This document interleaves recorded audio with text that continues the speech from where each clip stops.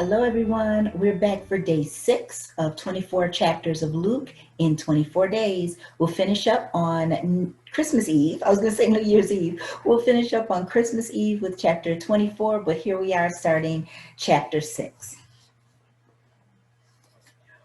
One Sabbath day, as Jesus was walking through some grain fields, his disciples broke off heads of grain, rubbed off the husks in their hands, and ate the grain.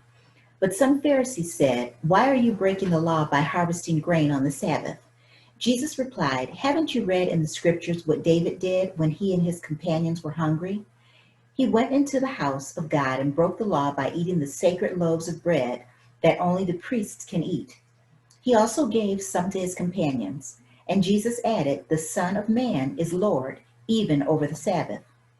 On another Sabbath day, a man with a deformed right hand was in the synagogue while Jesus was teaching.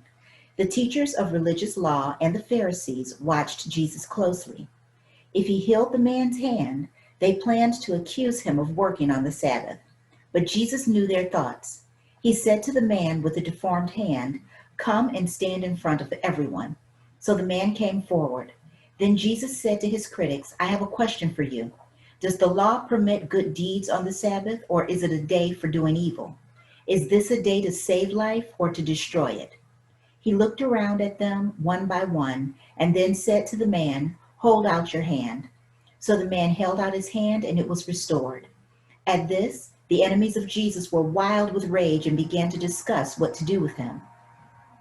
One day soon afterward, Jesus went up on a mountain to pray. He prayed to God all night. At daybreak, he called together all of his disciples and chose 12 of them to be apostles. Here are their names: Simon, whom he named Peter; Andrew, Peter's brother; James, John, Philip, Bartholomew, Matthew, Thomas, James, son of Alphaeus, Simon, who was called the Zealot, Judas, son of James, Judas Iscariot, who later betrayed him. When they came down from the mountain, the disciples stood with Jesus on a large level area, surrounded by many of his followers and by the crowds. There were people from all over Judea and from Jerusalem and from as far north as the seacoasts of Tyre and Sidon. They had come to hear him and to be healed of their diseases, and those troubled by evil spirits were healed. Everyone tried to touch him because healing power went out from him, and he healed everyone. Then Jesus turned to his disciples and said, "God bless you who are poor, for the kingdom of God is yours. God blesses you who are hungry now, for you will be satisfied. God bless you who weep now, for in due time you will laugh." What blessings await you when people hate you and exclude you and mock you and curse you as evil because you follow the Son of Man. When that happens, be happy. Yes, leap for joy, for a great reward awaits you in heaven. And remember, their ancestors treated the ancient prophets the same way. What sorrow awaits you who are rich, for you have your only happiness now. What sorrow awaits you who are fat and prosperous now, for a time of awful hunger awaits you. What sorrow awaits you who laugh now, for your laughing will turn to mourning and sorrow. What sorrow awaits you who are praised by the crowds, for their ancestors also praised false prophets. But to you who are willing to listen, I say, love your enemies, do good to those who hate you, bless those who curse you, pray for those who hurt you. If someone slaps you on one cheek, offer the other cheek also. If someone demands your coat, offer your shirt also. Give to anyone who asks, and when things are taken away from you, don't try to get them back. Do to others as you would like them to do to you. If you love only those who love you, why should you get credit for that? Even sinners love those who love them. And if you do good to only those who do good to you, why should you get credit? Even sinners do that much. If you lend money only to those who can repay you, why should you get credit? Even sinners will lend to other sinners for a full return. Love your enemies, do good to them, lend to them without expecting to be repaid. Then your reward from heaven will be great, and you will truly be acting as children of the Most High.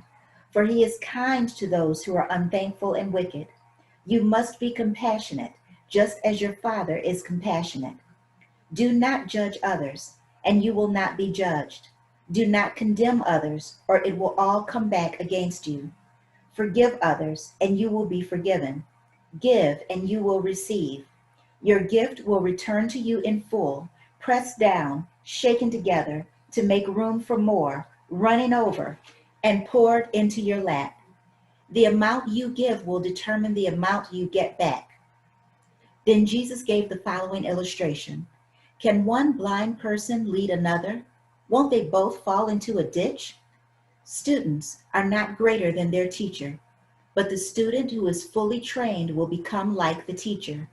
And why worry about a speck in your friend's eye when you have a log in your own?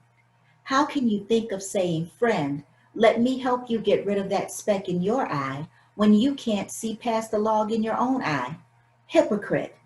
First, get rid of the log in your own eye, then you will see well enough to deal with the speck in your friend's eye. A good tree can't produce bad fruit, and a bad tree can't produce good fruit. A tree is identified by its fruit. Figs are never gathered from thorn bushes, and grapes are not picked from bramble bushes. A good person produces good things from the treasury of a good heart, and an evil person produces evil things from the treasury of an evil heart. What you say flows from what is in your heart. So why do you keep calling me Lord, Lord, when you don't do what I say? I will show you what it's like when someone comes to me, listens to my teaching, and then follows it. It is like a person building a house who digs deep and lays the foundation on solid rock. When the flood waters rise and break against that house, it stands firm because it is well built.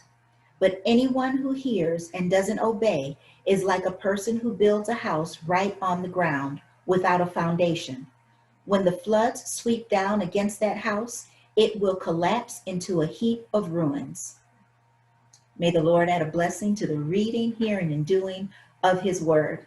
That's chapter 6. We'll be back tomorrow for chapter 7. And just another reminder, I do hope that you will join us for our Christmas Eve service at 7 p.m. Eastern Standard Time on www.dltmoreministries.com. The link is right here below.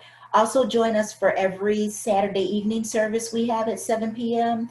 and all of our other small groups and ministries that we have joined and put together. We're doing great things for Christ, and we do hope that you'll join us over at Mount Olive. Thanks so much, and we'll see you back tomorrow for chapter 7. Bye-bye.